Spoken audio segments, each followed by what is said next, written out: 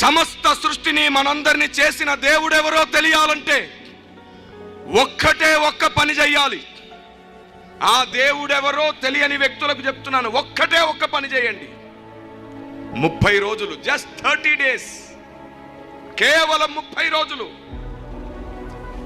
ఎవరి పేరు తలుచుకోకుండా, ఎవరి రూపం తలుచుకోకుండా, దేవుడా మీరెవరు, ఈ సమస్త సృష్టిని చేసిన దేవుడా మీరెవరు, ప్రాణకోటిని చేసిన దేవుడా మీరెవరు అని 30 రోజుల పాటు ఏ దేవుని పేరెత్తకుండా, ఏ దేవుని రూపం తలుచుకోకుండా, ఏ చర్చికి వెళ్లకుండా, ఏ గుడికి వెళ్లకుండా, ఏ మసీదుకి వెళ్లకుండా ఒక 30 రోజులు మీ పని మీరు చేసుకుంటూ దేవుడా మీరెవరయ్యా అని అడగండి.